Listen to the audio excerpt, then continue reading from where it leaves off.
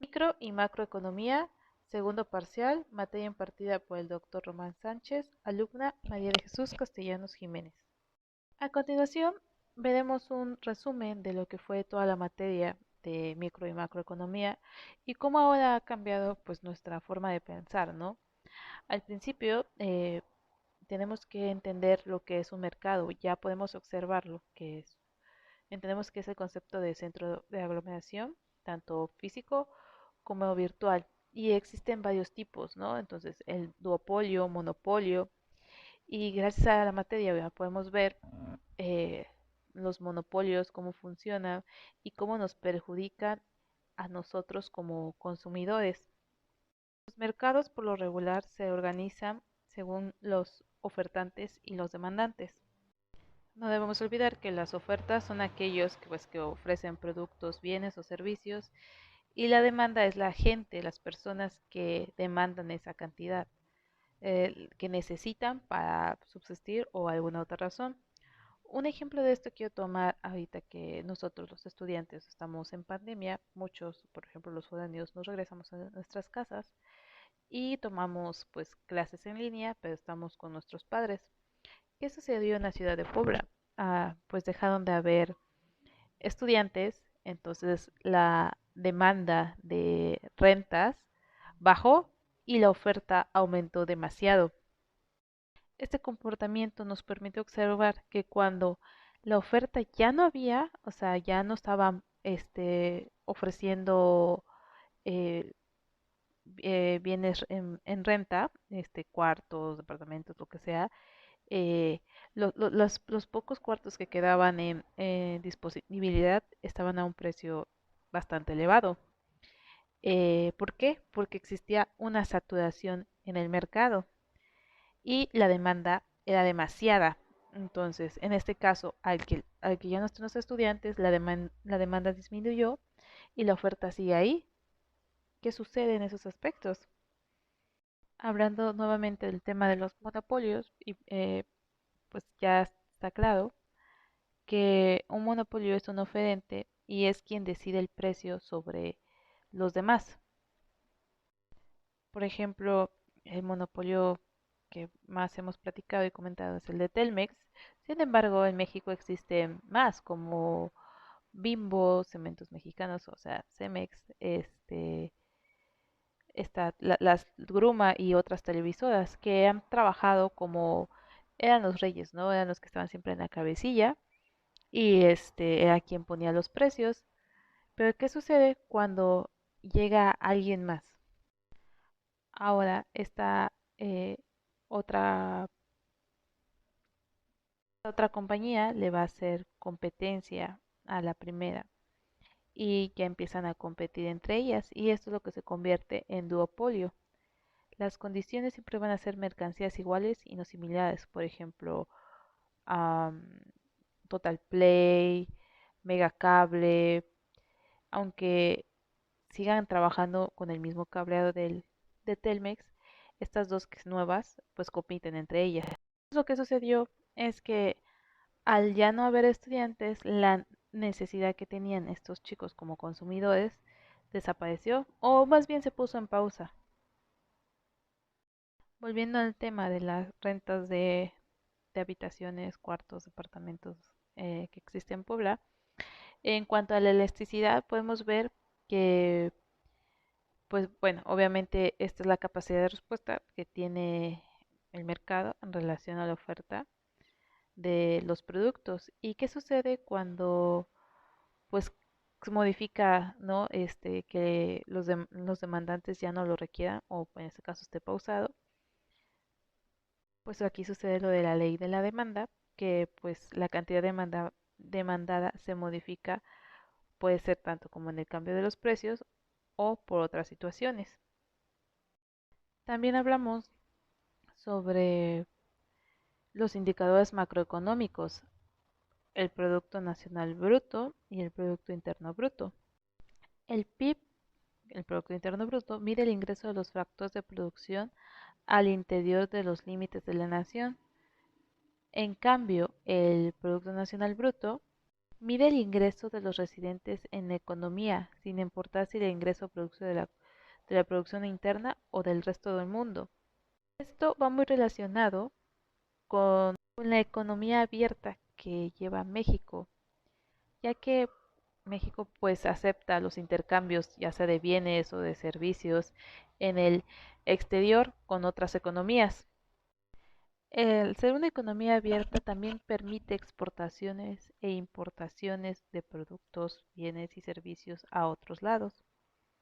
El ejemplo más claro de la principal exportación que hace México es el petróleo. Creo que exporta el 48% de la producción nacional de petróleo a otros lados. Y nos permite entender que este bien, bueno, este servicio, o que sea, el petróleo mexicano representa el 30% de los ingresos del gobierno y atrae y fomenta en gran medida inversiones en el país, tanto en sectores públicos como privados. La principal importación en México es el maíz. Uno de los países que provee grandes cantidades, toneladas de maíz, es Argentina. Aunque últimamente México se ha apoyado en Brasil para contar con más maíz, ya que por cuestiones de política ha estado un poquito estancado, perdón, frente a Estados Unidos, quien era su mayor proveedor de maíz. En cuanto al dinero y la banca, desafortunadamente la banca en México está privatizada. Y al estar privatizada, pues no tenemos como los derechos sobre ella. Muchas veces nos hemos encontrado en ocasiones que en los bancos aprovechan de esto. Ahí existen intereses super caros y realmente los créditos igualmente se pagan unas tasas de intereses que casi son impagables. Desafortunadamente nuestra banca apoya directamente al sea el consumo y no existe este ahorro. Igual, cabe recalcar que en México y en la mayoría, incluso me atrevo a decir de familias mexicanas, no existe una educación financiera. Toda esta información, todos estos conceptos nos han permitido entender y comprender qué es la micro y macroeconomía, que si bien es el estudio de los actores económicos de manera individual, nos permite analizar desde dos perspectivas diferentes.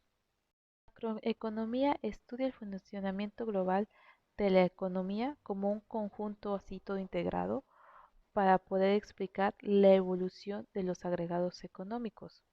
Cuando se menciona qué son estos agregados económicos, se refieren a las variables económicas agregadas. El PIB es un valor individual y es un agregado económico.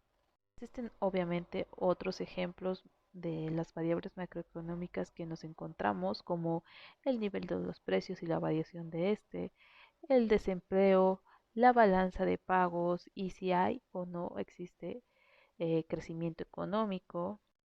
En cuanto a la microeconomía, se especializa más en analizar el comportamiento económico de las personas, familiares y empresas.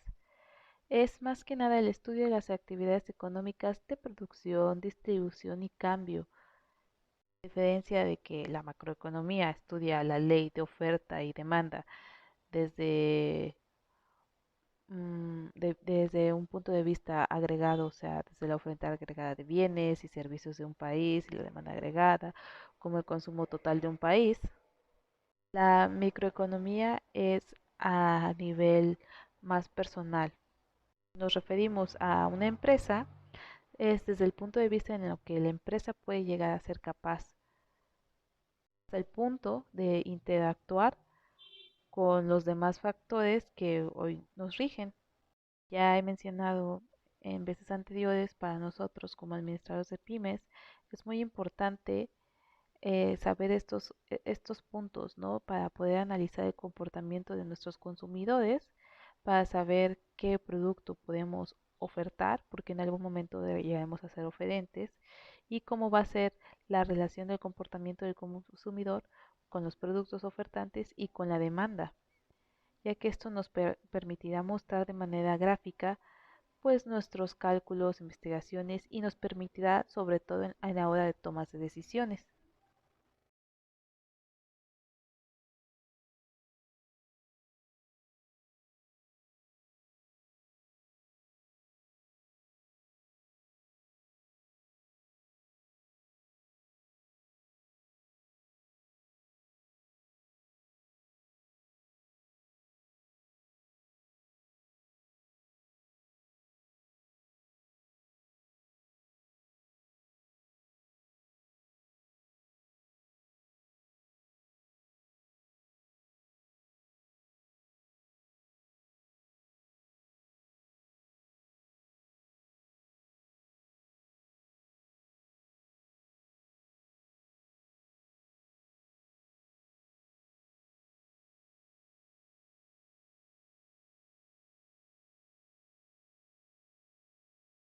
En cuanto a la microeconomía, se especializa más en analizar el comportamiento económico de las personas, familias y empresas.